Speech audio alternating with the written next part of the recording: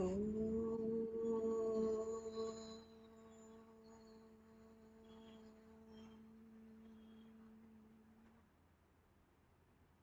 ఆనందమయే చైతన్యమయే సత్యమయే పరమే ఓం నమో భగవతే శ్రీ అరవిందాయ. అందరికీ నమస్కారం.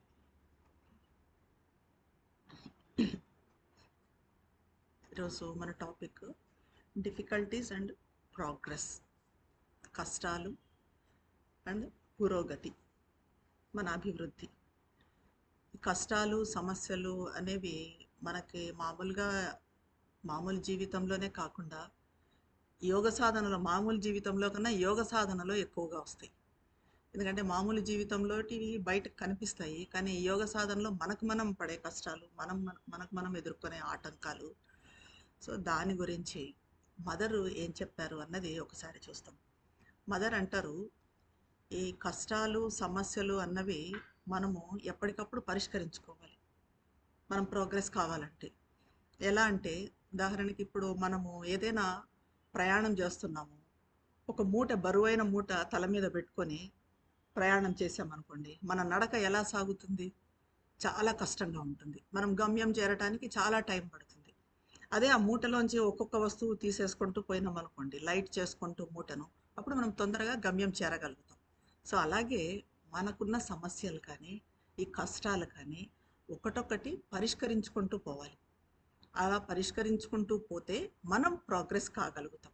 లేకపోతే ఆ కష్టాలను అలాగే పెట్టేసి మనం ఇలా ప్రోగ్రెస్ కావటం లేదు అంటే అది సాధ్యం కాదు. ఎందుకంటే అవి మనల్ని ఎప్పటికీ డిస్టర్బ్ చేస్తూనే ఉంటాయి. స్పిరిచువల్ కష్టాలు, స్పిరిచువల్ కష్టాలు, ఈవెన్ మనము లైఫ్లో ఎదుర్కొనే సమస్యలు కూడా. ఎందుకంటే మనము స్పిరిచువల్గా సాధన చేస్తున్నప్పుడు అవి కూడా మనకు అడ్డుకుంటాయి. అవి కూడా సాధ్యమైనంత వరకు పరిష్కరించుకుంటూనే వెళ్ళాలి. అప్పుడు మాత్రమే మనం యోగంలో ముందుకి ప్రోగ్రెస్ కాగలుగుతాము అంటారు మదర్. ఇంకా తర్వాత ప్రోగ్రెస్ అన్నది, పురోగతి అన్న దాని గురించి మదర్ చాలా అద్భుతంగా నిర్వచనం ఇస్తారు. ఎలా అంటే, ఇప్పుడు మనకు తెలిసిందే, ఉన్న స్థితి కన్నా ఉన్నత స్థితికి ఎదగాలని మనిషి ఎప్పుడు ప్రయత్నం చేస్తూనే ఉంటాడు. ఇది ఐహికంగా బయట విషయాల్లో అయితే ఏదన్నా ఎక్కువ డబ్బు సంపాదించాలనో, ఇంకొక ఇల్లు కట్టుకోవాలనో, ఇట్లా వెహికల్స్ అట్లా అనుకుంటారు. కానీ మన దీంట్లో ఆధ్యాత్మికతలో కూడా ప్రోగ్రెస్లో ఉన్న స్థితి కన్నా, ఇప్పుడు మనం ఒక 5 సంవత్సరాల క్రితం ఉన్న స్థితి కన్నా మన మానసిక స్థితి కానీ, మన చైతన్యం కానీ ఇప్పటికే ఇంకా ఎక్కువ పురోగతి సాధించాలి అని అనుకుంటాం. ఎందుకంటే ఇది మనిషికి సహజంగానే ఉన్న ఆకాంక్ష, పురోగమించాలి అని ఉన్నది మనిషికి సహజంగానే ఉన్న ఆకాంక్ష. అయితే ఈ పురోగమించటం అన్నది ఎప్పటికీ మనం ఆపేయకూడదు అంటారు మదర్. అంటే మనకిప్పుడు 70 సంవత్సరాలు వచ్చాయి, 80 సంవత్సరాలు అయినాయి, ఇంకా అయిపోయింది, నేను ఇంకా ప్రోగ్రెస్ అయ్యేది ఏముంది అనేది లేదు. ఎప్పటిదాకా అంటే up to death death point, మనం లాస్ట్ మినిట్ వరకు కూడా, లాస్ట్ బ్రీత్ వరకు కూడా మనము పురోగమిస్తూనే ఉండాలి. ఎందుకంటే మదర్ చెప్తారు, మనకు పురోగమించటానికి అవకాశం లేని స్థితి, అవకాశం లేని క్షణము అంటూ ఉండదు. ప్రతి నిమిషము మన చుట్టూ ఉన్న పరిస్థితులు ఏదో ఒకటి మనకి ఎప్పటికీ నేర్పిస్తూనే ఉంటాయి. మనకు నేర్చుకునేదంటూ ఉండనే ఉంటుంది. కాబట్టి ఎప్పటికీ ఈ పురోగమనం అన్నదాన్ని, మనము ఈ ప్రోగ్రెస్ అన్నదాన్ని ఎప్పటికీ ఆపకూడదు. ఏదోటి నేర్చుకుంటూ ఉండాలి, ఏదోటి ముందుకు సాగుతూనే ఉండాలి. ఎప్పుడైతే దీన్ని ఆపేస్తామో, ఈ ప్రోగ్రెస్ని ఆపేస్తామో, అప్పుడే మనము మరణించినట్టు లెక్క. ఇలా ప్రోగ్రెస్ అవుతూ ఉంటే కూడా మదర్ ఇంకోటి కూడా అంటారు, ఎప్పటికీ మనము నిత్య యవ్వనంగా ఉండాలంటే కూడా ఇవన్నీ వేరేవన్నీ పక్కన పెడితే, మన ఫిజికల్ స్టేటు, మెంటల్ స్టేట్ అన్నిటికన్నా కూడా ప్రోగ్రెస్ కావడం అన్నది ముఖ్యం. మనం ప్రోగ్రెస్ అవ్వటానికి ప్రయత్నం చేస్తున్న కొద్దీ ఎప్పుడు యంగ్గానే ఉంటాము. ప్లస్ చెయ్యాలి, అది ప్రోగ్రెస్ కావడం అన్నది మనము మరణించే వరకు కూడా, అప్పటి వరకు కూడా, మరణపు అంచు వరకు కూడా ఇది జరగాలి అంటారు. ఇది కష్టాల గురించి, ప్రోగ్రెస్ గురించి, డిఫికల్టీస్ అండ్ ప్రోగ్రెస్. ఇంకా దీని గురించి ఇక్కడ శ్రీ అరవిందులను సాధకులు అడిగిన క్వశ్చన్స్ కూడా చాలా బాగున్నాయి. ఎలాంటి అంటే, ఈ డిఫికల్టీస్ వస్తే ఏం చేయాలి మేము, వాటిని ఓవర్కమ్ చేయలేకపోతే ఎలాగో, ఇవన్నీ కూడా సమాధానాలు చాలా అద్భుతంగా ఉంటాయి. చూద్దాం. How long the difficulties and obstacles remain in Sadhana.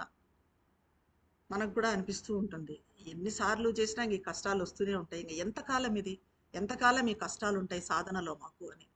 It depends on the సాధక్స్, సాధకుల మీద ఆధారపడి ఉంటుంది. ఇప్పుడు మనం చెప్పుకున్నట్టుగా ఒకటొకటి పరిష్కరించుకుంటూ పోవాలి చేసుకుంటూ. సెకండ్ క్వశ్చన్ అడుగుతున్నారు, in what sense does it depend on them? Does it mean that the difficulty remains so long as they wish to keep it? అంటే ఏ రకంగా మీరు అంటున్నారో అది సాధకుల మీద ఆధారపడి ఉంటుంది అని.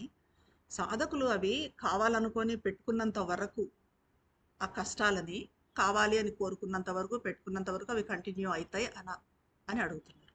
అంటే దానికి as or so long as something in them gives cause for the difficulties. వాళ్ళు కోరుకున్నంత వరకు, అట్లాగే ఆ కష్టానికి వీళ్ళు కారణం ఇచ్చినంత వరకు, ఆ కష్టాన్ని మనం ఇన్వైట్ చేసినంత వరకు ఆ కష్టం అన్నది కొనసాగుతుంది అని చెప్తున్నారు. Next question, how is it that the more sincerely we try to face and overcome the difficulties of our nature, the more they tend to increase? ఇది మనకు కూడా జరిగేది. ఎందుకంటే ఎంత సిన్సియర్గా మనము డిఫికల్టీస్ ఓవర్కమ్ చేయాలి అని ప్రయత్నం చేస్తూ ఉన్నా, మన స్వభావంలో ఇవన్నీ పోవాలి, ఆటంకాలు పోవాలి, బలహీనతలు నేను ఓవర్కమ్ చేయాలి, కష్టాలు ఓవర్కమ్ చేయాలని చేస్తూ ఉన్న కొద్దీ ఇంకా ఇంకా ఎక్కువ అవుతూ ఉంటాయి. ప్రయత్నం చేస్తున్న కొద్దీ అవి ఎక్కువ అవుతున్నాయి. ఎందుకు అని అడుగుతున్నారు.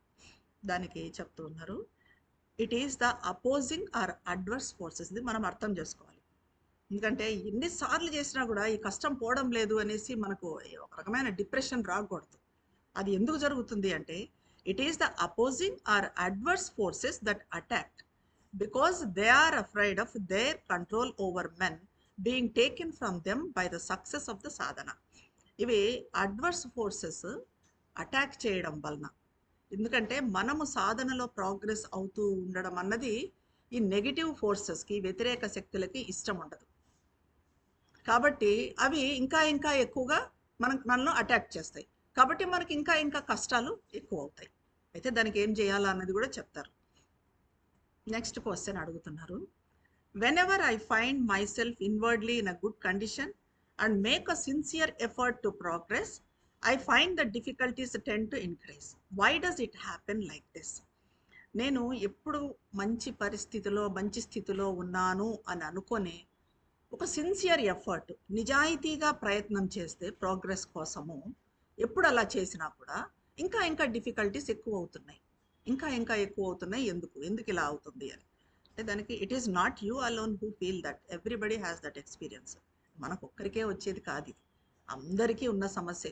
మనం ఎంతో ఇదయ్యారు, ఎంతో ప్రోగ్రెస్ అయ్యారు, ఎంతో సీనియర్స్ అని చూసే సీనియర్ సాధకులకు కూడా ఈ సమస్యలు అయితే ఉంటాయి. కష్టాలు అన్నవి అందరికీ ఉంటాయి, అది సర్వసామాన్యం. Does this prove that I'm incapable of doing yoga? అంటే ఇలా నాకు కష్టాలు మరీ ఎంత ప్రయత్నం చేసినా వస్తున్నాయి అంటే, నేను యోగానికి అర్హుణ్ణి కాదా, నాకు యోగానికి అర్హత లేదా అని అడుగుతున్నారు. అలా కష్టాలు రావటం అనేది ఉంటే అంటే దానికి చెప్తున్నారు, in that case it would prove that everybody is incapable. ఇప్పుడే చెప్పారు అందరికీ ఇది సర్వసాధారణం అని. మరి ఇంకా కష్టాలు మనకు వస్తున్నాయి కాబట్టి మనం ఇన్కేపబుల్ యోగాకి అని అనుకుంటే, ఇంకా ఎవ్రీబడి ఈజ్ ఇన్కేపబుల్, ఎవరు యోగం చేయలేరు అప్పుడు. ఎందుకంటే అందరికీ కష్టాలు అనేటివి అది సామాన్యం కాదు. ఎక్కడి నుంచి వస్తాయి మన కష్టాలు? సబ్కాన్షియస్, ఇన్కాన్షియన్స్. మరి అంత లోతుకెళ్ళి మనల్ని మనం ప్యూరిఫై చేసుకుంటూ రావడం అనేది అది ఓ పట్టాన అయ్యేది కాదు, ఎక్కడో మదరు శ్రీ అరవిందులు అట్లాంటి వాళ్ళకి తప్ప. కాబట్టి కష్టాలు రావటం అనేది అది చాలా సర్వసాధారణం. మనకు కష్టాలు వచ్చినంత మాత్రాన అరే నేను యోగం చేయలేను, నేను యోగానికి అర్హుడిని కాదు అని అనుకోవాల్సిన పని లేదు. For everybody has the same experience. అందరికీ ఈ కష్టాలు అనేవి వస్తాయి అంటున్నారు. If a sadhak finds it difficult to make any progress in his sadhana and is constantly faced with difficulties, how will he be able to stay in the ashram? అంటే ప్రోగ్రెస్లో మరి ఇప్పుడు కష్టాలు వస్తున్నాయి అని చెప్తున్నాము. అయితే సాధకులకు మరి ఇలా కష్టాలు వస్తున్నప్పుడు ఎందుకు ఆశ్రమంలో ఉండటానికి ఎందుకు ఉంటాడు? How will he be able to, ఎలా ఉంటాడు ఆశ్రమంలో? కష్టాలు ఎక్కువ వస్తున్నాయి కదా, మరి ఆశ్రమంలో ఎలా ఉంటాడు? I don't understand the question. Shri అరవిందులకు కూడా అర్థం కాలేదు ఈ question. I don't understand the question. Those who want to stay and are sincere in the sadhana can always stay whatever the difficulties. కష్టాలు ఎట్లా ఉన్నా కూడా, ఎన్ని వచ్చినా కష్టాలు రాని, సమస్యలు రాని, ఇంకా దుఃఖమా, బాధ ఏదైనా రాని, కానీ నువ్వు సిన్సియర్‌గా ఉండాలి, సాధన చెయ్యాలి అని అనుకుంటే నువ్వు ఆశ్రమంలో ఉండాలి తప్పనిసరిగా. అది ఏమైనా కూడా. నెక్స్ట్ క్వెషన్ అడుగుతున్నారు. Is it a fact that the sadhaks so long as they do not overcome the defects of their nature have to undergo various tests imposed by the divine? ఇప్పుడు సాధకులు తమ స్వభావంలోని ఈ డిఫెక్ట్స్ని అధిగమించలేకపోతే, ఇప్పుడు మన స్వభావంలో మనకు ఒక్కరొక్కరికి ఒక్కొక్క ఫాల్ట్ ఉంటుంది. ఒకరికి కోపం ఉంటుంది, ఒకరికి గర్వం ఉంటుంది, ఒకరికి అహంకారం ఉంటుంది, రకరకాలు, ఒకరికి క్రిందికి లోగా, వాళ్ళని వాళ్ళు లోగా అనుకోవటము, తక్కువగా అనుకోవటము ఉంటుంది. ఇలాంటివన్నీ ఉంటాయి. ఒక్కొక్కరికి ఒక్కొక్క ఈ ప్రాబ్లం అయితే ఉంటుంది, డిఫెక్ట్ ఉంటుంది వాళ్ళ స్వభావంలో. అయితే వాళ్ళు దాన్ని ఓవర్కమ్ చేయలేకపోతే ఆ స్వభావాన్ని, అప్పుడు దేవుడు టెస్ట్లు పెడతాడా వాళ్ళకి? భగవంతుడు వాళ్ళకి టెస్ట్లు పెడతాడా? ఇప్పుడు నేను నా కోపాన్ని నేను ఓవర్కమ్ చేయలేదు, అప్పుడు నాకు భగవంతుడు టెస్ట్ పెడతాడా, నువ్వు కోపాన్ని ఓవర్కమ్ చేయటం లేదు అని? అది అడుగుతున్నారు. దానికి it is not a test. అది భగవంతుడు పెట్టే పరీక్ష కాదు. అంటే ఇప్పుడు మనము కోపాన్ని ఓవర్కమ్ చేయలేకపోతే దానివల్ల సమస్యలు వస్తూ ఉంటాయి. మళ్ళీ మళ్ళీ అదే కోపం వస్తూ ఉంటుంది, అదే చేస్తూ ఉంటాం. సో ఇదేంటిది, భగవంతుడు మనకు కోపం అంటే కోపం వచ్చే పరిస్థితులు అక్కడ క్రియేట్ అవుతూ ఉంటాయి. మనం కోపంని ఓవర్కమ్ చేయలేకపోతే ఆ పరిస్థితి మళ్ళీ క్రియేట్ అవుతుంది.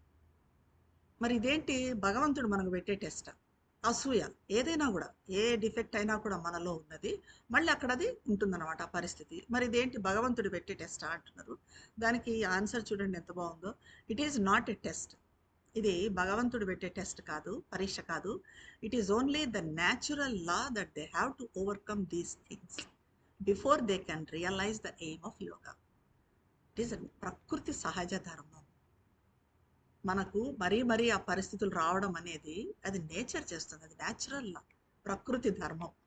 ఎందుకు అంటే మనం అది ఓవర్కమ్ చేసే వరకు, మనం యోగంలో కొనసాగాలి అంటే, యోగంలో ఇప్పుడు మనం ఏదైతే రియలైజ్ చేసుకోవాలనుకుంటున్నామో, మదర్తో సంయోగాన్ని, లేకపోతే డివైన్ కాన్షియస్నెస్ని అందుకోవాలని ఇది అనుకుంటున్నామో, అది రియలైజ్ చేసుకోవాలా అనుకున్నప్పుడు మనం ఈ ఓవర్కమ్ చేయాలి అనుకుంటాం. సో అది ఓవర్కమ్ చేసే వరకు మనకి టెస్ట్లు అన్నవి సహజమే, సహజంగానే ఇది నేచర్ చేస్తుంది, భగవంతుడు పెట్టే టెస్ట్ కాదు. నెక్స్ట్ క్వశ్చన్ అడుగుతున్నారు. Is it true that the hostile forces attack and create disturbances in sadhana in order to test the strength of the sadhaks? ఇప్పుడు వ్యతిరేక శక్తులు, హాస్టైల్ ఫోర్సెస్ అన్నవి ఉంటాయి. ఇవి మన సాధనని డిస్టర్బ్ చేస్తూ ఉంటాయి, అటాక్ చేస్తాయి, మన సాధనను డిస్టర్బ్ చేస్తాయి.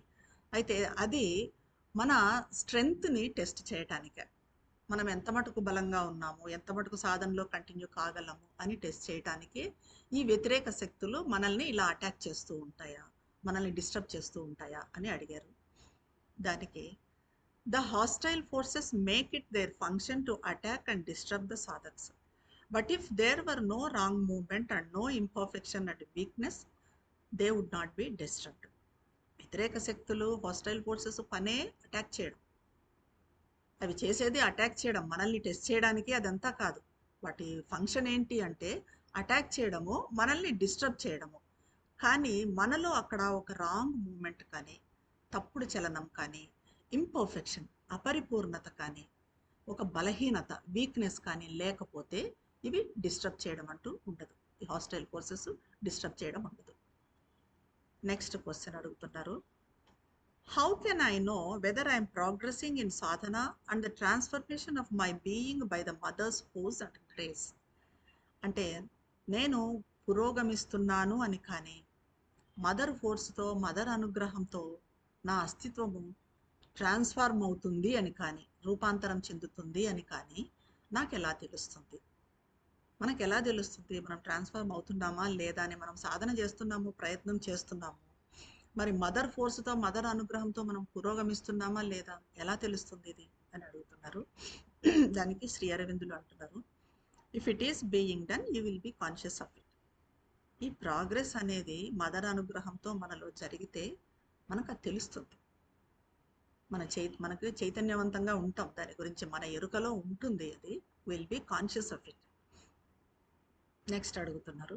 Some sadhaks in the ashram say that they do not know if they are making any progress at all because they do not get any feeling indicating progress. What is the reason for this? కొంతమంది సాధకులు ఆశ్రమంలో చెప్తున్నారు, వాళ్ళు అసలు ఏమి progress అవుతున్నట్టుగా ఎలాంటి సూచన వాళ్ళకి లేదు. మరి ప్రోగ్రెస్ అవుతున్నారా లేదా అనేది వాళ్ళకి తెలియటం లేదు. సో ఎందుకు ఇది వాళ్ళకి ఎందుకు తెలియటం లేదు, ఏ సూచన లేదు అని అంటే ఎందుకు ఇలా జరుగుతుంది అని? It simply shows that they are unconscious. అది కూడా మనం ప్రోగ్రెస్ అవుతున్నామా లేదా అనేది కూడా కాన్షియస్గా ఉండాలి. మన కాన్షియస్కి అది తెలుస్తుంది. ఇప్పుడు లాస్ట్ 5 years బ్యాక్ మనం ఎలా ఉన్నాము, ఇప్పుడు 5 yearsకి ఇప్పటికీ మనం మనుషుల్ని అర్థం చేసుకోవటం కానీ, మనకు మనసులో కొంచెం ఒక రకమైన శాంతి, ఈక్వానిమిటీ ఇవి డెవలప్ కావటం కానీ, ఇవన్నీ ఉన్నాయా లేదా అన్న దాన్ని బట్టి మనం ప్రోగ్రెస్ అవుతున్నామనేది తెలుస్తుంది. మనం కాన్షియస్గా ఉంటాం. అదేది తెలియడం లేదు అని అంటే వాళ్ళు ప్రోగ్రెస్ కావటం లేదు అని అర్థం. నెక్స్ట్ క్వశ్చన్ అడుగుతున్నారు, but can it be said that they are really progressing even though they are not feeling any indication of it? ఒకవేళ ఇండికేషన్ లేకపోయినా కూడా వాళ్ళు ప్రోగ్రెస్ అవుతున్నారా రియల్గా, ఆ సూచన లేకపోయినా అని అంటే? One may have experiences without full understanding them, but if they feel nothing then they cannot be said to be progressing. పూర్తిగా దాని గురించి అర్థం కాకపోయినా ఈ ప్రోగ్రెస్ గురించిన అనుభవాలు అన్నవి ఉంటాయి, ఎక్స్పీరియన్సెస్ అన్నవి ఉంటాయి అందరికీ. ఇవి లేవు అని అంటే వాళ్ళు ప్రోగ్రెస్ అవుతున్నట్టుగా కాదు. సూచన లేకపోయినా కనీసం ఎక్స్పీరియన్సెస్ అన్న ఉంటాయి మనకు.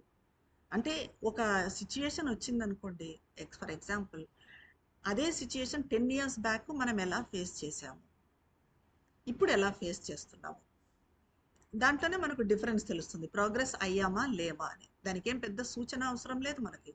అనుభవాలంటే ఇంకా ఇవే అనుభవాలు. అప్పటికి ఇప్పటికీ మనలో కొంచెం ఈక్వానిమిటీ, పీస్, మెంటల్ స్టెబిలిటీ అది డెవలప్ అయింది అంటే yes we are progressing.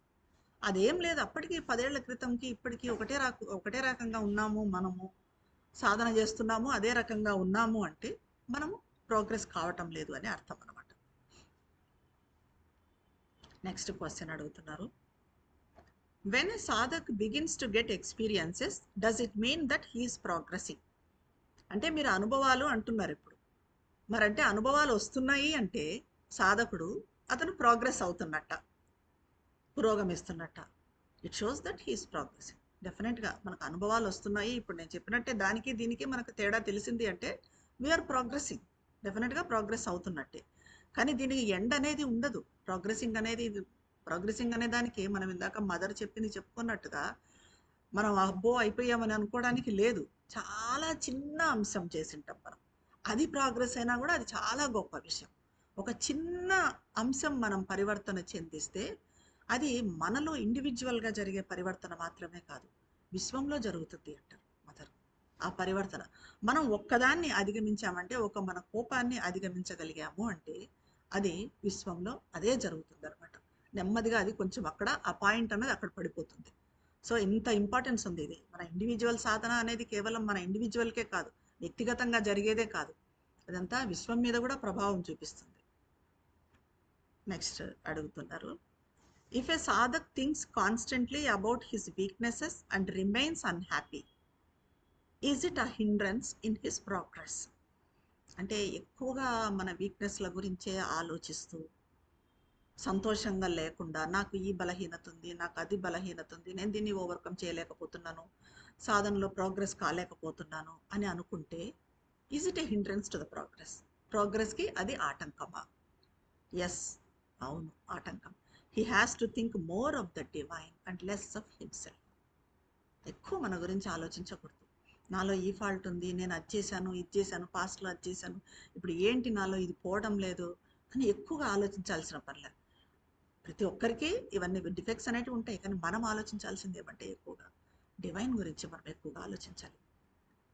Next question అడుగుతున్నారు, nowadays all kinds of memories of my past life are pressing upon my mind, what is the reason? ఈ మధ్య నాకు పాస్ట్ లైఫ్ గురించిన మెమరీస్, గతం గురించిన ఆలోచనలు ఎక్కువగా వస్తున్నాయి, ఆ స్మృతులు ఎక్కువగా వస్తున్నాయి. దీనికి కారణం ఏంటి అంటే, they must be coming up from the subconscious in order to be got rid of. అవి మన సబ్కాన్షియస్ నుంచి వస్తూ ఉండొచ్చు. మన సబ్కాన్షియస్లో ఎప్పుడో ఈ పాస్ట్లో జరిగినవి అట్లా ఇంప్రింట్ అయిపోయి ఉంటాయి. అవి వస్తూ ఉండొచ్చు. ఎందుకు అవి వస్తాయి అంటే గాట్ రీడ్ ఆఫ్, అంటే అవి నిషేధించబడ్డానికి, అవి తొలగిపోవటానికే అవి బయటకు వస్తున్నాయి సబ్కాన్షియస్లోవి. అంటే అవి తొలగిపోతాయి. ఎప్పుడు తొలగిపోతాయి అవి అనేది కూడా నెక్స్ట్ చెప్తారు. What is the way to get rid of the pressure of these memories? ఈ స్మృతుల ఒత్తిడి, ఇవి ఎక్కువగా ఒత్తిడి చేస్తుంటే ఎలాగో వాటి నుంచి బయటపడటము అంటే clear them out as they come. ఎక్కువ ఆలోచించకూడదు దానిల గురించి. అవి బయటకు వస్తే దాన్ని అప్పటికప్పుడు అట్లా క్లియర్ చేసేయాలి. And let nothing in the being accept or interest it self in them any more. వాటిని అవి రాగానే వాటిని వెంటనే బయటకు పంపించేసేయాలి.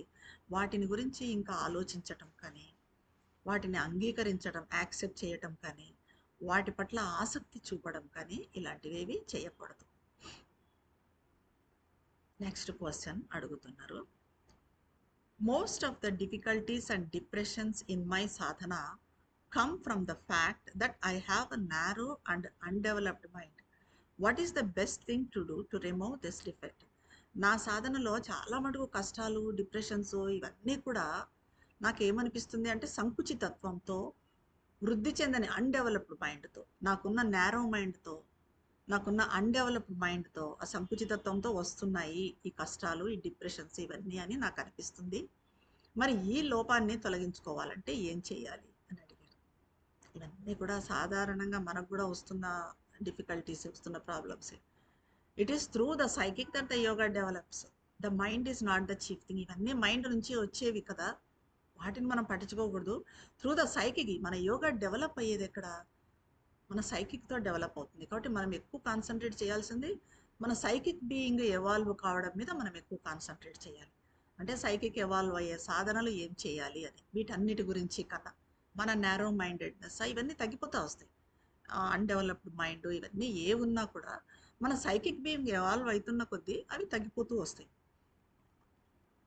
నెక్స్ట్ క్వశ్చన్ అడుగుతున్నారు. Is it not a fact that difficulties and depressions come because of the narrow and undeveloped mind? ఇవన్నీ కూడా narrow and undeveloped మైండ్తోనే వస్తాయి కదా అని అడుగుతున్నారు. ఈ కష్టాలు ఇవన్నీ కూడా అంటే more through the vitals dissatisfaction. Narrow mind అనడం కన్నా కూడా ఎందుకు వస్తాయి అంటే త్రూ వైటల్ డిస్సాటిస్ఫాక్షన్. మన వైటల్ డిస్సాటిస్ఫై అయితే ఇప్పుడు ఏదైనా వైటల్ నుంచి వచ్చేవి కోరికలు, అసూయ, జలస్ కానీ ఇలాంటివన్నీ అతిశయము, స్వార్థము, అహంకారము ఇవన్నీ కూడా మనకి ఇక్కడే వైటల్వే. సో ఈ వైటల్ డిస్సాటిస్ఫాక్షన్ అంటే మనం ఏదైనా ఒక కోరిక కోరుకున్నాము, వైటల్ కోరిక, అది తీరలేదు, అప్పుడు ఆ డిస్సాటిస్ఫాక్షన్ అన్నది అక్కడ ఉండిపోతుంది సబ్కాన్షియస్లో. దాని నుంచి మనకు డిఫికల్టీ వస్తుంది. లేకపోతే physical consciousness and it's ignorance and Thomas. అది కాకపోతే ఫిజికల్ కాన్షియస్నెస్, మన భౌతికంలో ఉండే తమస్సు. ఈ తమస్సును కూడా వదలగొట్టుకోవాలి. ఆ తమస్సును ఎలా వదలగొట్టుకోవాలి భౌతికంలో అనేది కూడా మనకు నెక్స్ట్ క్వశ్చన్లో చెప్తారు, నెక్స్ట్ ఆన్సర్లో చెప్తారు. సో రెండింటి నుంచి మనకు సమస్యలు వస్తాయి. అదేంటంటే ఒకటి వైటల్ డిస్సాటిస్ఫాక్షను, ఇంకోటి మనకు భౌతికంలో ఫిజికల్లో ఉండే రిజిడిటీ, తమస్సు, ఇది పోగొట్టుకోవాలి. సో నెక్స్ట్ క్వశ్చన్ అడుగుతున్నారు. What is the swiftest and most effective way to remove tamas or inertia from all the parts of the system? ఇమ్మీడియట్గా అడుగుతున్నారు నెక్స్ట్. ఎలాగూ ఈ తమస్సు మరి తొందరగా మనం తమస్సు దీన్ని పోగొట్టుకునేది ఎలాగూ మన అన్ని పార్ట్స్లో అని అడుగుతున్నారు. To call down the divine force to act there. అదొక్కటే మనకు solution. To call down the divine force, దివ్యశక్తిని క్రిందకు పిలవాలి. ఆ దివ్యశక్తి పనిచేసేట్టుగా మనలో ఎక్కువగా మనం చూసుకోవాలి. Why do I feel my body so inert and dull? అంత ఈజీగా వదిలిపెట్టట్లేదు. మళ్ళీ క్వశ్చన్ అడుగుతున్నారు. ఎందుకు నేను ఇనర్ట్గా అంటే తమస్సుతో డల్గా అనిపిస్తుంది నాకు, ఎప్పుడు అలా అనిపిస్తూ ఉంటుంది, ఎందుకు అలా అనిపిస్తూ ఉంటుంది? దానికి శ్రీ అరవిందులు చెప్తున్నారు, it depends on whether it is in tune with the vital or not. The nature of the body is tamasic. It is the vital which makes it move and uses it as an instrument. If the vital is enlightened then the divine force can act throughout in the body. అంటే శరీరం డల్గా ఉంది అంటే అది వైటల్తో, మన ప్రాణికంతో tune కాకపోవడం వల్ల కావచ్చు. అంటే మనకి వైటల్ ఎప్పుడు చాలా యాక్టివ్గా ఉంటుంది, శరీరం డల్గా ఉంటుంది. ఆ రెండింటిని ట్యూన్ చేయాలి. ఆ వైటల్కి తగినట్టు శరీరం పనిచేస్తూ ఉండాలి. ఒకవేళ శరీరం దానికి వైటల్కి తగినట్టుగా ట్యూన్ కాలేకపోతే అప్పుడు తమస్సులోకి పడిపోతుంది శరీరం. సాధారణంగా శరీరము తమస్సుతోనే ఉంటుంది, జడంగా ఉంటుంది. మన వైటలు శరీరాన్ని తన సాధనంగా ఉపయోగించుకోవాలని చూస్తుంది, దాన్ని కదిలిస్తుంది. మన శరీరం కదులుతుంది అంటే దానికి కారణము వైటలే. వైటలే దాన్ని కదిలిస్తుంది. అయితే ఈ వైటలు కాంతివంతమైనప్పుడు, అంటే వైటల్ ఎన్లైటన్ అవుతే, అప్పుడు ఆ దైవశక్తి వైటల్ వైటల్తో శరీరం గుండా పనిచేస్తుంది. ఆ దైవశక్తి ఎందుకంటే వైటలే చేయాల్సింది. శరీరాన్ని ఇన్స్ట్రుమెంట్గా చేసుకునేది వైటలే. వైటలే కదిలించాలి శరీరాన్ని. కాబట్టి మనం వైటల్లోకి ఆ దైవశక్తిని తీసుకొని వచ్చామంటే ఈ శరీరంలో ఉన్న తమస్సు అనేది పోతుంది. మనం తమస్సులో పడకుండా ఉండాలంటే మనం చేయాల్సింది ఏమంటే మన వైటల్ని ఎన్లైటన్ చేసుకోవాలి. నెక్స్ట్ క్వశ్చన్ అడుగుతున్నారు, when can the vital be set to be enlightened? Next ఎంత కనెక్టివ్గా క్వశ్చన్స్ అడుగుతారు చూడండి వెంటనే. అయితే ఈ వైటల్ ఎన్లైటన్ అంటున్నారు కదా మీరు, ఆ వైటల్ ఎన్లైటన్ ఎప్పుడు అవుతుంది? ఎలా వైటల్ని ఎన్లైటన్ చేసుకోగలము? The vital must not only reject all lower movements. మనం ఆస్పిరేషన్, రిజెక్షన్, సరెండర్లో కూడా చెప్పుకున్నాం. రిజెక్ట్ అన్నది ఎంత important. Vital movements, lower movements వైటల్లో కూడా మొత్తం అంతా మనం రిజెక్ట్ చేయడం కాదు. వైటల్లో హయ్యర్ మూమెంట్స్ ఉంటాయి, లోయర్ మూమెంట్స్ ఉంటాయి. అంటే హయ్యర్ థింగ్స్ కోసము, మనం డివైన్ థింగ్స్ కోసము, ఉన్నత విషయాల కోసం మన వైటల్ని ఉపయోగించినప్పుడు అది హయ్యర్ వైటల్ అవుతుంది. ఎప్పుడైతే ఈ క్రింది తత్వానికి చెందిన, ఈ లోయర్ నేచర్కు చెందిన ఈ కోరికలు కానీ, ఇతరుల మీద ఊరికే చిట్చాట్ చేయడము, ఇతరులను విమర్శించడము, ఇలాంటివన్నీ చేసుకుంటూ ఉన్నామంటే అది లోయర్ మూమెంట్స్ అవుతుంది. సో ఇక్కడ ఏమంటున్నారంటే the vital must not only reject all lower movements. ఈ వైటల్ మనం రిజెక్ట్ చేయాలి అని చెప్పుకుంటాం లోయర్ మూమెంట్స్ని. ఇది కేవలం రిజెక్ట్ చేయడం ఒకటే సరిపోదు, but open and receive the light from above. ఈ రిజెక్షన్ అన్న ప్రాసెస్ మనం చెప్పుకున్నాం, రిజెక్ట్ చేయాలి వైటలు అని చెప్పి లోయర్ మూమెంట్స్. ఇది కేవలం రిజెక్ట్ చేస్తే సరిపోదు, డివైన్ ఫోర్స్కి ఓపెన్ కావాలి, దాన్ని ఆహ్వానించాలి. So that it may receive and know the divine will.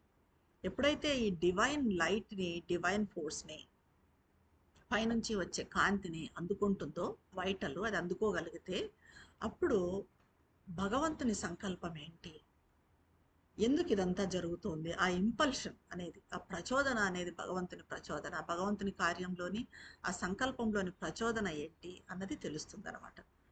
It can then be called enlightened. అలా చేసినప్పుడు మనం అప్పుడు వైటల్ ఎన్లైటెన్ అయింది అని చెప్తాం. అప్పుడు అలా వైటల్ని మనం వైటల్లోకి రిజెక్ట్ చేయడం మాత్రమే కాకుండా లోయర్ మూమెంట్స్, డివైన్ ఫోర్స్ను, డివైన్ లైట్ను కూడా వైటల్లోకి తెచ్చుకున్నాము అంటే, వైటల్ని ఎన్లైటెన్ చేసుకున్నాము అంటే అది శరీరం మీద పనిచేస్తుంది. శరీరంలోని తమస్సు, ఇనర్షియా అప్పుడు పోతుంది. సో మనం ఎప్పుడైనా ఇనర్షియా, తమస్సు అనిపించినప్పుడు ఇవన్నీ ఆలోచించుకోవాలి. మనకి ఇనర్ట్గా ఆ శరీరం నుంచి తమస్సు పోవటం లేదు అంటే వేర్ ఇస్ ద ప్రాబ్లం? వైటల్లో ప్రాబ్లం ఉంది. ఆ వైటల్ని మనము we have to enlighten the vital. Next question అడుగుతున్నారు, in conversations the mother says the true vital movement is the most beautiful and magnificent of movements. What is this true vital movement? Mother కాన్వర్జేషన్స్లో mother అన్నారు, true vital movement అన్నది చాలా అందంగా ఉంటుంది, చాలా magnificent అంటే అద్భుతంగా ఉండే చలనము అని. మరి ఈ ట్రూ వైటల్ మూమెంట్ అనేది ఏంటి?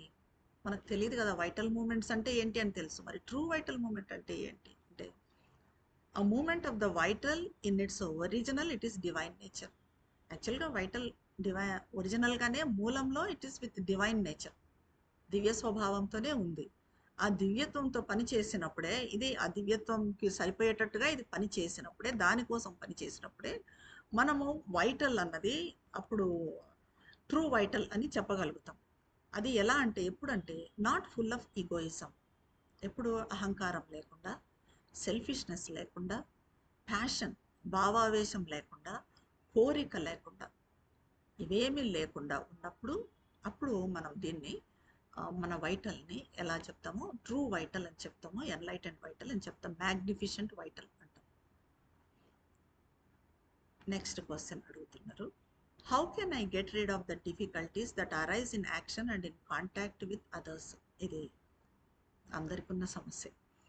మనం ఒంటరిగా ఉన్నప్పుడు మనకు బాగుంటుంది, ఇంట్లో ఉన్నప్పుడు, ప్రశాంతంగా మన సాధనలు చేసుకుంటున్నప్పుడు, పుస్తకాలు చదువుతున్నప్పుడు, ఎవరిది ఏమీ పట్టించుకోకుండా, ఏ సమస్యలు పట్టించుకోకుండా ఉన్నప్పుడు హాయిగా ప్రశాంతంగా బాగుంటుంది. కానీ ఇతరులతో కాంటాక్ట్‌లోకి వచ్చినప్పుడు ప్రాబ్లమ్స్ రైజ్ అయితాయి. ఎవరికైనా ఇది సహజం. అయితే ఇది ఎందుకు? ఇతరులతో కాంటాక్ట్‌లోకి వచ్చినప్పుడు నాకు ప్రాబ్లమ్స్ వస్తున్నాయి. అది ఎందుకు వస్తున్నాయి అని అడిగారు. దానికి శ్రీ అరవిందులు చెప్తున్నారు. ఇది కూడా by rejecting ego and desire and living and working for the divine alone. అక్కడ మనం చేయాల్సింది ఏమంటే ఈగోని రిజెక్ట్ చేయాలి, డిజైర్ని రిజెక్ట్ చేయాలి, and living and working for the divine alone. కేవలం భగవంతుని కోసమే పనిచేయటము, భగవంతుని కోసమే జీవించడము, ఇదే మన లక్ష్యంగా ఉండాలి. ఇలా ఉన్నప్పుడు అప్పుడు మనకి వేరే వాళ్ళతో ఉన్నా కూడా డిఫికల్టీస్ రావు, కష్టాలు అన్నవి రావు. మన స్థితిలో మనం ఉండగలుగుతాం. మళ్ళీ దానికి రిలేటెడే క్వశ్చన్ అడుగుతున్నారు చూడండి. When a sadhak is trying to rise to the higher consciousness, how can he prevent the influence of his surroundings from pulling him down? ఇది when a sadhak is trying to rise to the higher consciousness. ఇప్పుడు higher కాన్షియస్నెస్కి పెరగాలి అనుకుంటున్నాం, మనం ఉన్నత చైతన్యానికి పెరగాలి అనుకుంటున్నాం. అయితే మన సరౌండింగ్స్ మనల్ని కిందికి లాగుతున్నాయి. మనం చూడండి, ఇక్కడ ఉన్నప్పుడు హయ్యర్ కాన్షియస్నెస్లోనే ఉంటాం. ఇక్కడ ఉన్నదంతా వాతావరణం, రిలిక్స్ ఉన్నాయి, ఫొటోస్ ఉన్నాయి, ఇక్కడంతా మంచి సత్సంగం జరుగుతూ ఉంది కాబట్టి ఉంటాం. కానీ మనం బయట ఎక్కడికన్నా పోయినప్పుడు మన చుట్టుపక్కల పరిస్థితులు మనల్ని కిందికి లాగేవి ఉంటాయి. ఆ సరౌండింగ్స్ మనల్ని కిందికి పుల్ చేస్తుంటాయి. అప్పుడు మరి మనము ఎలాగా, అది అలా చేసినప్పుడు ఆ ఇన్ఫ్లుయెన్స్ నుంచి, ఆ ప్రభావం నుంచి, మనల్ని కిందికి లాగే ఆ సరౌండింగ్స్ ప్రభావం నుంచి మనల్ని మనం ఎలా కాపాడుకోవాలి అంటే దానికి చెప్తున్నారు బై ఇండిఫరెన్స్. ఇది గుర్తుపెట్టుకోవాలి మనం. ఇండిఫరెన్స్ అంటే ఉదాసీనత. అంటే ఆ ఇన్ఫ్లుయెన్సెస్ మనల్ని పుల్ డౌన్ చేస్తున్నాయి అంటే వీటన్నింటికి అవేర్నెస్ అండి, అంతే. కాన్షియస్గా ఉండటం. అక్కడ మనం బయటికి వెళ్ళినప్పుడు బయటికి వెళ్ళినప్పుడు కానీ ఇంట్లో కూడా కొన్నిసార్లు ఉండొచ్చు పరిస్థితులు మనకు. సరే, ఆ అవేర్నెస్ రావాలి మనకు. మన సరౌండింగ్స్ మనల్ని కిందకి లాగుతున్నాయి హైయర్ కాన్షియస్నెస్ నుంచి. కాబట్టి అప్పుడు మనం ఏం చేయాలి? ఇండిఫరెంట్గా ఉండాలి, ఉదాసీనంగా ఉండాలి, ఏం పట్టించుకోకుండా ఉండాలి. Indifference to the surroundings and concentration on what is about. ఇండిఫరెంట్గా ఉండాలి. అప్పుడు మన కాన్సన్ట్రేషన్ ఎక్కడ ఉండాలంటే పైన. ఇప్పుడే చెప్పుకున్నాం, భగవంతుని సంకల్పం మీద, మదర్ సంకల్పం మీద, లేకపోతే మదర్ జపం చెప్పుకోవడం, ఈ రకంగా చేసుకుంటూ మనము ఇండిఫరెంట్గా ఉండాలి. అందుకే మనుషుల్ని కలిసే వాళ్ళను కూడా మనం చూసుకొని కలవాలి అంటారు. అంటే కొన్ని అవాయిడ్ చేయలేనివి ఉంటాయి మనము కలవాల్సినవి, కానీ సాధ్యమైనంత వరకు సత్సంగం అంటారు చూడండి కొంచెం. ఎందుకంటే అవతలి వాళ్ళు కొంచెం బాగా మంచి హయ్యర్ కాన్షియస్నెస్లో ఉన్నప్పుడు మనం ఆ ప్రభావంలో ఉంటాం. వాళ్ళు లోయర్ కాన్షియస్నెస్లో ఉన్నప్పుడు మనల్ని పుల్ చేయడం ఉంటుంది క్రిందకి.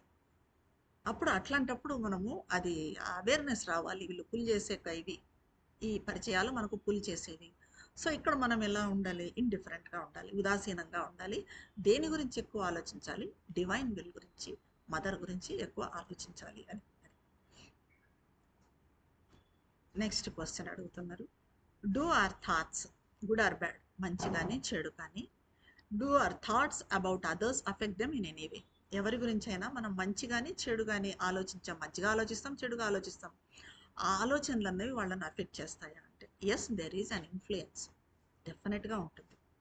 మనం ఎవరి గురించైనా వేరే వాళ్ళ గురించి సంకల్పం చేసుకుంటే, ఏదన్నా ఆలోచన చేస్తే అది వాళ్ళ మీద ప్రభావం పడుతుంది. ఆలోచనలు అన్నవి శ్రీ అరవిందులు అంటారు వాతావరణంలో ప్రయాణం చేస్తాయి అని. అదే రకంగా వేరే వాళ్ళు మన మీద చెడుగా కానీ మంచిగా కానీ ఆలోచిస్తే అది మన మీద ప్రభావం పడుతుంది. ఈ ఆలోచనలు అనేవి ఏదో మన మైండ్లో మనం చేసుకున్న ఆలోచన మనలోనే ఉండిపోదు, అది విశ్వంలో ఇట్లా ప్రయాణం చేస్తూ ఉంటుందన్నమాట. అందుకే విశ్వంలో అన్ని రకాల ఆలోచనలు ఉంటాయి, పాజిటివ్ ఉంటాయి, నెగిటివ్ ఉంటాయి. ఈ కోరికలు ఇవన్నీ కూడా విశ్వంలో ఉంటాయి. కోరికలు కానీ ఈ నెగిటివ్ జరుగుతున్నాయి చూస్తున్నాం కదా, ఇవన్నీ కూడా వాళ్ళ ఆలోచనలన్నీ, ఆ పనులు చేసే వాళ్ళ ఆలోచనలన్నీ ఉంటాయి. అలాగే పాజిటివ్, ఇప్పుడు సాధన చేసేవాళ్ళు ఇలా ఉంటుంది, వాళ్ళ పాజిటివ్ ఆలోచనలు కూడా ఉంటాయి వాతావరణంలో. మనం దేనికి ఓపెన్ అవుతాము అన్న దాని మీద అంతా డిపెండ్ అయి ఉంటుంది అనమాట. సో ఇక్కడ అదే అంటున్నారు, there is an influence. Do our thoughts about others affect them in any way అంటే yes, there is an influence. డెఫినెట్గా అవి ఇన్ఫ్లుయెన్స్ చేస్తాయి. మన ఆలోచనలు అన్నవి ఇన్ఫ్లుయెన్స్ చేస్తాయి అవతల వాళ్ళను. నెక్స్ట్ క్వశ్చన్ అడుగుతున్నారు. Is it possible that the designs, doubts etcetera of one person can pass on to another? ఇప్పుడు మనం చెప్పుకుంది మనలో ఒక వ్యక్తిలో ఉన్న డిజైర్లు, కోరికలు కానీ ఆ సందేహాలు ఇవి ఇంకొక వ్యక్తికి పాస్ ఆన్ అవుతాయా? డెఫినెట్గా పాస్ అవుతాయి. ఇదే చెప్తారు. Anything can pass from one to another. ఒకరి నుంచి ఇంకొకరికి పాస్ అవుతుంది. It is happening all the time through out the world. ఇప్పుడు జస్ట్ మనం చెప్పుకున్నది ప్రపంచం అంతా కూడా ఇదే జరుగుతుంది. అందుకే మనం మంచి కంపెనీలో ఉండాలి అనేది. ఎందుకంటే ఇట్లా కోరికలు ఎక్కువగా ఉన్న వాళ్ళ కంపెనీలో ఉన్నామంటే వాళ్ళవి మనలోకి వచ్చేస్తాయి. ఫస్ట్ అందుకే మదర్ చెప్తారు, నీ ఇండివిజువాలిటీ ఎస్టాబ్లిష్ చేసుకో అంటారు. మన వ్యక్తిత్వాన్ని ఎస్టాబ్లిష్ చేసుకోవాలి, అవతల మనిషి ప్రభావంలో పడకుండా. అప్పుడు మనము ఎలాంటి వాళ్ళని కలిసినా కూడా మన వ్యక్తిత్వాన్ని మనము నిలబెట్టుకోగలుగుతాము. అదే అలా కాకుండా ఇప్పుడు కొంచెం కోరికలు ఉన్నవాళ్ళు, కోపం ఉన్నవాళ్ళు, అంత నెగిటివ్ నేచర్ ఉన్న వాళ్ళ దీంట్లో ఉన్నాం అనుకోండి, వాళ్ళవి మనలోకి, వాళ్ళ ఆలోచనలు మనలోకి ఈజీగా ప్రవేశిస్తాయి అన్నమాట. ఇది మనము దేనికి ఓపెన్ అవుతున్నాం అన్న దాన్ని బట్టి ఆధారపడి ఉంది. How can one know that the desire are doubt he's having has come from another person? అయితే మనకి ఇది ఎలా తెలుస్తుంది మరి? ఇప్పుడు మనలో ఒక కోరిక వచ్చింది, అది ఎదుటి వ్యక్తి నుంచి మనలోకి వచ్చింది. ఆ కోరిక, ఒక సందేహం వచ్చింది, సందేహం కూడా ఏదైనా పాస్ ఆన్ అవుతుంది వేరే వ్యక్తి నుంచి మనకు. మరి అది ఎలా తెలుస్తుంది? ఆ వ్యక్తి నుంచి నాకు ఈ కోరిక వచ్చింది, ఆ వ్యక్తి నుంచి నాకు ఈ సందేహం వచ్చింది అనేది ఎలా తెలుస్తుంది అని అంటున్నారు. అది కూడా you have to become conscious. ఇది రియల్గానే మనం కాన్షియస్ అవుతున్న కొద్దీ ప్రాక్టికల్గానే ఇది తెలుస్తుంది, ఇది అర్థం అవుతుంది. మనం దానికి కాన్షియస్ అయ్యామంటే, ఇప్పుడు ఎవరి దీంట్లో కన్నా కంపెనీ కన్నా వెళ్ళామంటే అది చూడండి, ఒకసారి మనల్ని మనం టెస్ట్ చేసుకొని ప్రాక్టికల్గా కూడా చూడాలి. ఇది మనం ఎక్స్పెరిమెంట్ చేసుకున్నట్టుగా చేసుకోవాలి మన మీద. అలాంటి వ్యక్తుల దగ్గరికి ఇంతకుముందు ఉన్నారేమో, అలా మనకు తెలుస్తుంది. ఇంతకుముందు కలిసేవాళ్ళము, ఇప్పుడు కూడా కలుస్తాము. అలాంటి వ్యక్తులు ఉంటారు డెఫినెట్గా మన పరిచయాల్లో. మళ్ళీ ఇప్పుడు కలిసి చూడాలి, వాళ్ళతో కలిసినప్పుడు ఎలా ఉంటుంది మన ఇది. వాళ్ళవి మనలో ప్రవేశిస్తాయి, వాళ్ళ ఇన్ఫ్లుయెన్స్లో మనం పడతాము, వాళ్ళ ఇన్ఫ్లుయెన్స్తో మనం మాట్లాడతాము. సో అప్పుడు మనం ప్రయత్నం చేయాలి, ఎలాగా మన ఇండివిజువాలిటీని నిలబెట్టుకోవాలి. ఇది వాళ్ళ ఇన్ఫ్లుయెన్స్ కాబట్టి మనము ఆ కోరికలే మనం కోరుకుంటున్నాము, ఆ సందేహాలే మనకు వస్తున్నాయి. మన ఇండివిజువాలిటీని మనం నిలబెట్టుకోవాలి అని, దానికి కూడా కాన్షియస్ కావాలి, మనం చైతన్యవంతం కావాలి. అవేర్నెస్ అంతే, ఎరుక ఎరుక ఎరుక, అన్నిటికీ కూడా ఎరుక ఎప్పటికీ. నెక్స్ట్ క్వశ్చన్ అడుగుతున్నారు. Is it not very harmful to observe the faults of others and criticise them? ఇతరుల తప్పులు ఎప్పుడూ అబ్జర్వ్ చేస్తూ ఉండడము, వాళ్ళని క్రిటిసైజ్ చేస్తూ ఉండడము, ఇది తప్పు కదా, ఇది హార్మ్ఫుల్ కదా. Does not this habit become a great obstacle in the progress of sadhana? ఇది మరి సాధనలో మన ప్రోగ్రెస్లో అబ్స్టకిల్ అవుతుంది కదా, ఆటంకం అవుతుంది కదా. Yes, all that is true. మనం ఇతరుల గురించి విమర్శ చేయడము, వాళ్ళ ఫాల్ట్సే చూడడము, భూతద్దంలో పెట్టి చూడడము, ఇది అనేది డెఫినెట్గా మన సాధనకి అబ్స్టకిలే అవుతుంది, ఆటంకం అవుతుంది. మన లోయర్ నేచర్ ఎందుకు అలా చేస్తాము మనము అంటే, ఇలా చేస్తున్నాము, మనం ఇతరులను విమర్శిస్తున్నాము,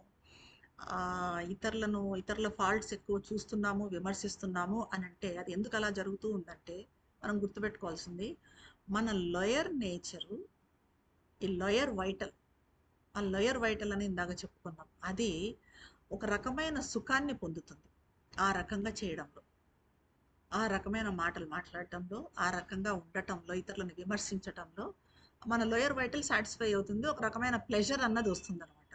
ఆ సంకుచితమైన సుఖం అది, ఆ సుఖాన్ని పొందుతుంది. ఇది మన ప్రోగ్రెస్కి ఆటంకం అవుతుంది. అది ఎప్పుడు అలాంటిది మనం చేస్తున్నప్పుడు ఒక్కసారి మనము మళ్ళీ అవేర్నెస్లోకి రావాలి. ఓకే, ఇక్కడ నా lower vital it is being satisfaction కోసం ఇది చేస్తుంది, కాబట్టి నేను దీన్ని అవాయిడ్ చేయాలి అంతే. Is gossiping and obstacle in Sadhana? Gossiping కూడా ఊరికే మాట్లాడుతూ ఉండడం, అనవసరమైన విషయాలన్నీ గాసిప్ చేస్తూ ఉండడము, ఈజ్ ఇట్ అన్ ఆబ్స్టకిల్? ఇది ఒక ఆటంకం కదా సాధనలో. It can be and very often, అది వెరీ ఆఫెన్, తరచుగా అది. Gossiping spirit is always an obstacle. ఈ రకంగా ఊరికి అనవసరమైనంత మాట్లాడుతూ ఉండడం అన్నది పెద్ద ఆబ్స్టకిల్. అలాంటి స్పిరిట్ అన్నది ప్రోగ్రెస్ కాలేదు. నెక్స్ట్ క్వశ్చన్ అడుగుతున్నారు. Is it true that if a sadhak does anything wrong inwardly or outwardly, others in the ashram have to suffer for it. ఒక సాధకుడు ఏదైనా తప్పు చేస్తే లోపల అంతరంలో కానీ బయట బాహ్యంలో కానీ ఆశ్రమం మొత్తం సఫర్ అవుతుందా, ఆశ్రమంలో ఉన్న వాళ్ళు మొత్తము దాని ఇన్ఫ్లుయెన్స్లో ఉంటారా, దానితో సఫర్ అవుతారా? It creates a wrong influence in the atmosphere of the Ashram. ఆ రకంగా చేయడం అనేది, ఒక సాధకుడు చేయడం అన్నది అట్మాస్ఫియర్లో రాంగ్ ఇన్ఫ్లుయెన్స్ అన్నది వస్తుంది and opens the gate to the hostile forces. అందుకే ఆశ్రమంలో ఉన్న వాళ్ళని చాలా జాగ్రత్తగా ఉండాలంటారు.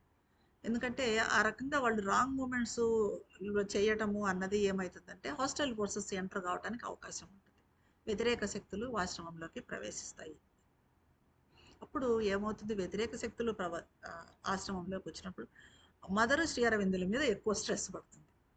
అంతే కదా, దాన్ని తీసేయాలంటే వాళ్ళు ఇంకా ఇంకా ప్రయత్నం చేస్తూనే ఉండాలి, శ్రమిస్తూనే ఉండాలి మన కోసం.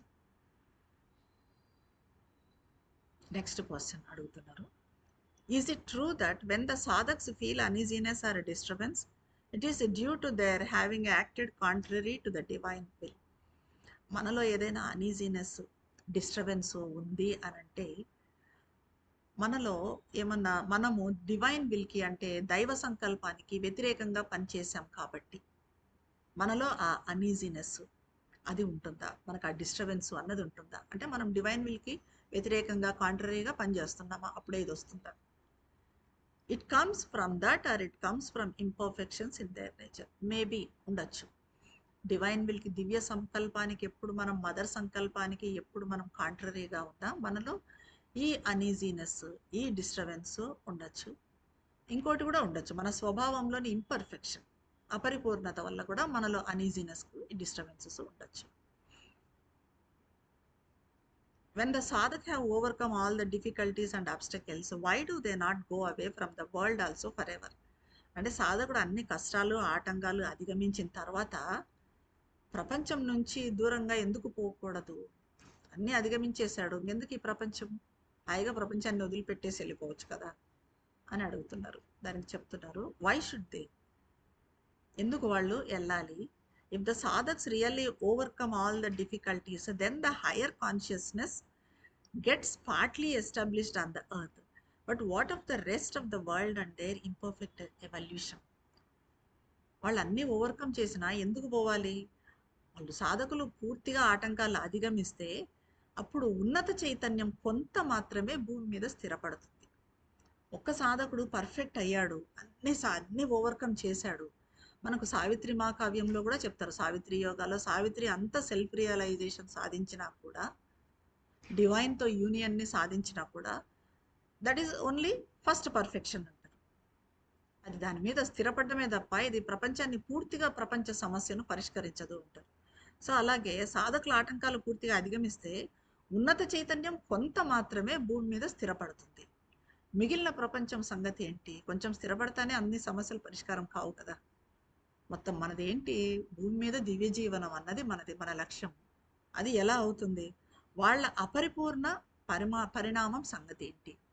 వాళ్ళది ఇంకా ఎవల్యూషన్ ఇంపర్ఫెక్ట్గా ఉన్నట్టే, దాని సంగతి ఏంటి? కాబట్టి ప్రపంచాన్ని వదిలిపెట్టి వెళ్ళాల్సిన పని లేదు, వెళ్ళకూడదు.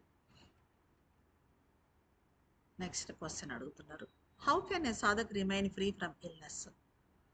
ఇది జబ్బు నుంచి ఎలా దూరం కావచ్చు మనము? జబ్బు నుంచి ఎలా క్యూర్ చేసుకోవచ్చు? It is only by the conquest of the material nature that illness can cease altogether to come. Conquest of the material nature, the illness can cease altogether to come. ఎలా అంటే మనం మెటీరియల్ నేచర్ని conquest చేయాలి, ఓడించాలి భౌతిక తత్వాన్ని, అప్పుడే మనకి జబ్బులు అన్నవి ఇదైపోతాయి. దానికి కూడా నెక్స్ట్ చెప్తారు ఎలాగ జబ్బులు అన్నవి పోతాయి అన్నట్టు. If the sadhak gets illness for one reason or another, how can he throw them away swiftly? మరి ఎలా వీటిని, ఈ జబ్బులను మనము తగ్గించుకోవడం ఎలా, దాన్ని పూర్తిగా తొలగించుకోవడం ఎలా వస్తాయి అంటే, most of them can be got rid of almost at once by faith and calling in the force. Those that are chronic or most difficult, but they too can got rid of by the same means if persistently used. చాలా మటుకు జబ్బులు విశ్వాసంతో, దైవశక్తిని ఆవాహన చేసుకోవటంతో తగ్గిపోతాయి. మనం చిన్న చిన్న జబ్బులు, తలనొప్పులు ఇలాంటివి వచ్చినప్పుడు ఊరికే మెడిసిన్స్ జోలికి వెళ్ళకూడదు. ఎలాగంటే భగవంతుని మీద, మదర్ మీద విశ్వాసము, తర్వాత ఆ మదర్ ఫోర్స్‌ని ఆవాహన చేసుకోవటానికి ఎక్కువ ఇంపార్టెన్స్ ఇయ్యాలి. ఎక్కువ ఈ మెటీరియల్ మెడిసిన్స్ మీద మనము డిపెండ్ కాకూడదు. అదే చెప్తున్నారు. చాలా మటుకు జబ్బులు విశ్వాసంతో, దైవశక్తిని ఆవాహన చేసుకోవడంతో తగ్గిపోతాయి. ఇంకా క్రానిక్ జబ్బులైతే కష్టం. క్రానిక్ డిసీజెస్ అయితే ఇలా కాదు. కానీ ఈ క్రానిక్ డిసీజెస్ కూడా దైవంపై విశ్వాసంతో, దైవశక్తిని ఆవాహన చేసుకోవడంతో అవి తగ్గొచ్చు. క్రానిక్ డిసీజెస్ కూడా తగ్గొచ్చు. ఇలా విశ్వాసంతో, అలా దైవశక్తిని మనం మదర్ ఫోర్స్‌ని మనలోకి ఆవాహన చేసుకోవడంతో కంటిన్యూయస్‌గా ఇలా చేస్తూ పోతే అవి పర్సిస్టెంట్‌గా మనం చేసుకుంటూ పోతే అవి కూడా క్రానిక్ డిసీజెస్ కూడా తగ్గొచ్చు అంటున్నారు. నెక్స్ట్ క్వశ్చన్ అడుగుతున్నారు. When a sadhak gets an illness, can he make use of physical means like medicines to get over it? అంటే సాధకుడు జబ్బు వచ్చినప్పుడు లైక్ ఫిజికల్ మీన్స్ అంటే ఈ మెడిసిన్స్ యూస్ చేయడం, ఆ మెడిసిన్ టానిక్స్ కానీ ట్యాబ్లెట్స్ కానీ అంటాం కదా, ఈ మెడిసిన్స్ యూస్ చేయడము చేయొచ్చా అని. Physical means can be used whenever necessary. అవసరమైనప్పుడు మాత్రమే ఫిజికల్ మీన్స్ చేయాలి, ఆ మెడిసిన్స్ యూస్ చేయాలి. But behind the physical means there must be the divine force. వాటి వెనక కూడా అక్కడ డివైన్ ఫోర్స్ అన్నది ఉండాలి. మనం అవి వేసుకుంటున్నప్పుడు కూడా ఏదో చాలా క్యాజువల్గా అన్కాన్షియస్గా వేసుకుంటాం మెడిసిన్స్. అలా కాకుండా కొంచెం ఏదో డివైన్ ఫోర్స్ పనిచేస్తున్నట్టు ఆ మెడిసిన్స్ని యూజ్ చేసామంటే అది ఇంకా జబ్బు బాగా నయం అవుతుంది. The physical means are to be used with discrimination and in case of necessity. ఈ రకమైన విచక్షణతో మనం ఆ మెడిసిన్స్ యూజ్ చేయాలి. అది కూడా అత్యవసరమైతే తప్ప మెడిసిన్స్ యూజ్ చేయాలి. సాధ్యమైనంత వరకు చిన్న చిన్నవి మనము దైవశక్తిని ఆవాహన చేసుకోవడంతో తగ్గించుకోవడానికి ప్రయత్నం చేయాలి. చిన్న చిన్న పెయిన్స్ అన్నవి బేర్ చేయాలి. మన మెడిసిన్ వేసుకోకుండా ఫిజికల్ పెయిన్స్ అనేది మన ఫిజికల్ నేచర్ కూడా అది ఒక అలవాటు అయిపోతుంది. ఆ బేర్ చేయడం అనేది అలవాటు అవుతుంది. పెద్దానికి పెయిన్ కిల్లర్స్ అట్లాంటివి చిన్న చిన్నవి వేసుకున్నాం అనుకోండి, అప్పుడు ఏమవుతుందంటే దానికి ఆ బేర్ చేసే కెపాసిటీ కూడా ఫిజికల్ కాన్షియస్నెస్కి తగ్గిపోతుంది. అది పెంచాలి. ఆ పెయిన్ను భరించగలిగే శక్తి ఫిజికల్ కాన్షియస్నెస్కి పెంచాలి. నెక్స్ట్ క్వశ్చన్ అడుగుతున్నారు. Is it true that illness can come to a సాధక్ because of want of faith in the divine? అంటే విశ్వాసం కొరత వల్ల, విశ్వాసం తగినంతగా లేకపోవటం వల్ల సాధకుడికి జబ్బు వస్తుందా, జబ్బు చేస్తుందా విశ్వాసం లేకపోతే? అంటే they come from various causes. దానికి చాలా కారణాలు ఉండొచ్చు, అదే అని కాదు. What you speak of is of condition that helps them to come and stands in the way of cure. జబ్బుకు చాలా కారణాలు ఉండొచ్చు. నువ్వు మాట్లాడే జబ్బు అది క్యూర్ కావడానికి వచ్చి నిలబడడం కూడా జరుగుతుంది. అంటే నువ్వు మాట్లాడేది విశ్వాసం తగినంతగా లేకపోవటం వల్ల అని అంటున్నావు. అంటే అది వాళ్ళు క్యూర్ చేయడంలో డెఫినెట్గా వచ్చి నిలబడి ఆ విశ్వాసం అన్నది హెల్ప్ చేస్తుంది, దాంట్లో డౌటే లేదు. ఆ క్యూర్ చేయడంలో ఆ ఫెయిత్ వచ్చి నిలబడుతుంది, అది హెల్ప్ చేస్తుంది. కానీ ఈ జబ్బులు రావడం అనేది ఫెయిత్ లేకపోవడం వల్ల అనేది కాదు, దానికి చాలా కారణాలు ఉండొచ్చు. ఇక్కడితో కంప్లీట్ అయిపోయిందండి.